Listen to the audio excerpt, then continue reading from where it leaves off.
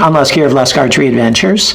Series testing, successful hunting. I've got another great broadhead to test here today. I'm excited about this one.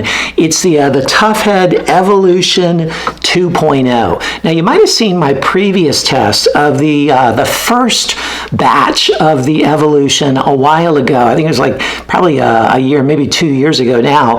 And that batch had a flaw in the hardening process, and it bent pretty badly on the concrete test. Well, they've since, changed a lot with the company and made sure they got the hardening right and everything. And so now they've come out with the Evolution 2.0 that can be shot either as a two-blade or it can be shot with this Bloodring. Okay, these bleeders attached. So really eager to test this head and see how it performs. Now for this test, I'm going to be using my protocol for 2023, and to learn about that and why I do the test and what they mean and so forth, you can watch a short video that I did on that and posted earlier this year called Broadhead Test Procedure 2023 or something like that.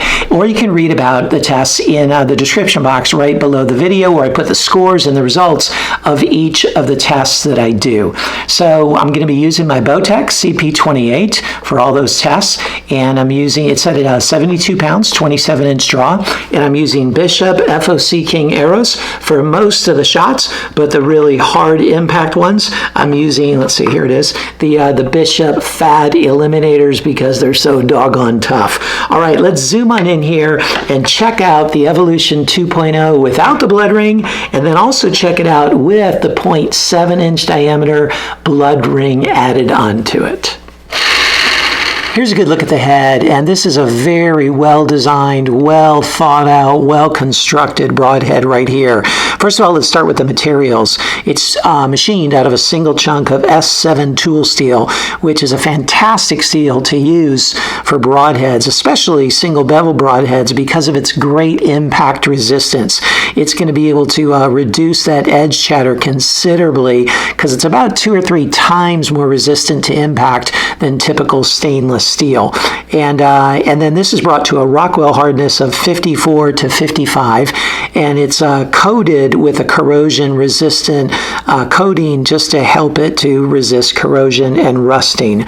Now the blades on this are 0.070 inches thick, and the dimension this way, the cut size, is 1 3/16 inches, so like 1.1875 inches of cut. So really a decent cut there. A lot of single bevel 2-blade heads are just like 1 inch or 1 1/16 or maybe 1 1/8, but this is 1 3/16 inches.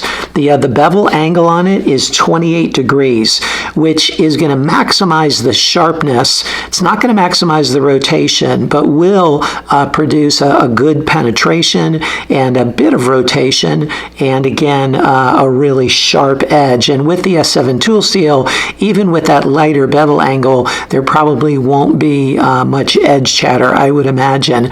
And it's easily resharpened with a Stay Sharp Guide sharpener. So that works, from what I've heard from the manufacturer, really well on this broadhead. Now this is a 200 grain model. It also comes in 150 grain and 125 grain, and those have the exact same dimensions and even thickness, but they just have a scoop of material taken out. Now, not a venting, but just kind of an indentation. A lot of broadheads have been doing that, like the Trifecta is doing that.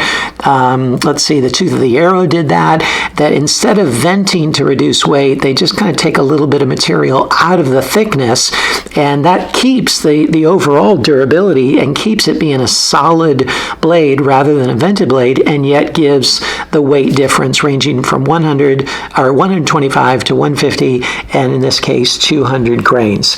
And you'll also notice that it has this nice tanto tip and yet a continual edge to make resharpening a little bit easier. So I really like that. Now you also notice that it has this ferrule that goes all the way to the tip just to help prevent rollover right there. And then you'll notice this indentation in the ferrule, and that's for the Bloodring. An option that you can get is the Bloodring.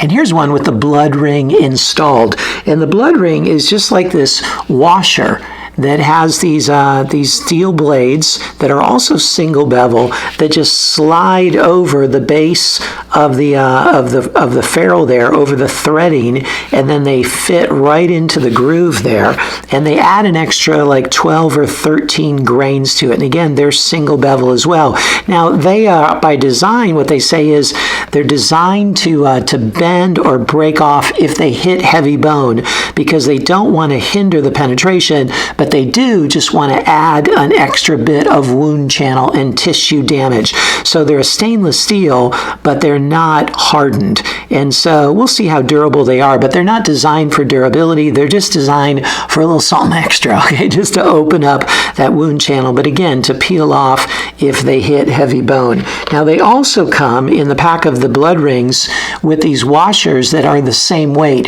So you can just slide this over, say you have a 200 grain head, you can slide this over the 200 grain head and it'll be the same weight as the washer would be. Or you slide it over a 200 grain field point and it would add the extra weight to that 200 grains that the Bloodring would add. So it's kind of nice. A pack of these Bloodrings come with 3 Bloodrings and then 6 of these little O-rings, these little washers, to add the same amount of weight to it. And I suppose what you can also do, and I may do this in the test, you can put both the washer and the Bloodring on there and add a clean 25 grains. Okay, so that's kind of cool. You can do that. I have some 225 grain field points, so I'm probably going to do that for some of the tests that I do with the Bloodring.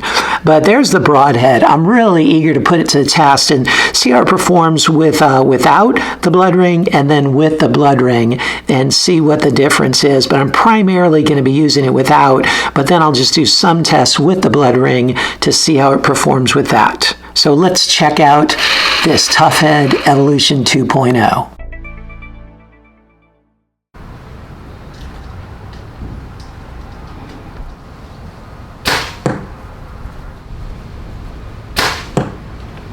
The heads flew very well, both with and without the Bloodring.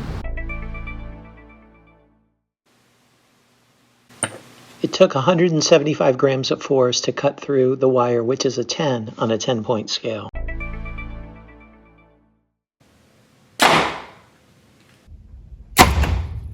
It penetrated 8 inches.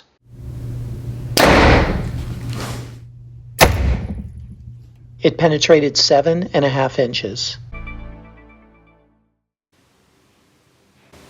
It took an additional 50 grams of force to cut through the wire, which is a 9 on a 10-point scale.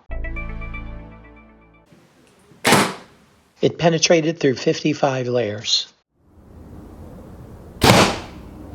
It penetrated through 50 layers.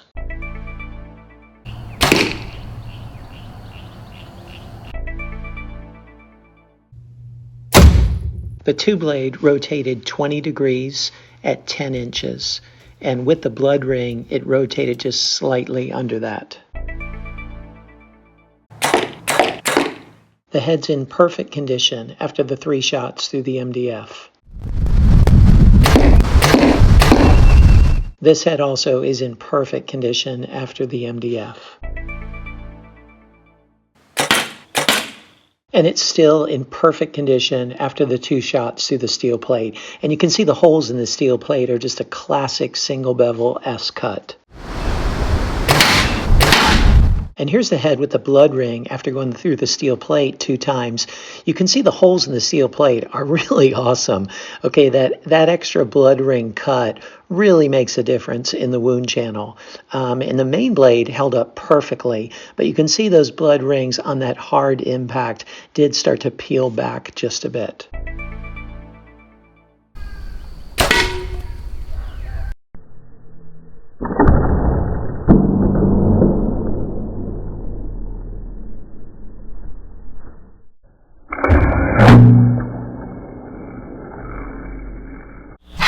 Here it is after all the durability tests, the MDF, 3 times, the steel plate 2 times, and then into the concrete. And you can see it went pretty deeply into the concrete as well. Got a little bit of edge chatter, or kind of a dent in it, really, from the concrete, it looks like, but that's very minor. Other than that, I mean, maybe a tiny bit of tip curl there, but really held together overall extremely well here. It spins very true. So what did you think of the Evolution 2.0? With the Bloodring, without the Bloodring? Man, I tell you, they're both excellent broadheads. I love that modularity, that if you have a lighter setup or you're going after a bigger animal, you don't want to use the O-ring. If you've got a heavier setup or you're going after a smaller animal, you want 0.7 inches more cut with a single bevel. Man, you just throw on that O-ring and you're good to go. So I love that modularity and really everything about it. It's just a premium steel, a fantastic design, extremely durable, flew great, super sharp. Man, there's just not a weakness to these broadheads. So you check out the score sheet and see how they performed in the areas that matter to you the most, and see if they might be a good fit for you. But I say, great job, Tuffhead. You've produced a great broadhead here. I look forward to seeing more stuff you come out with in the future.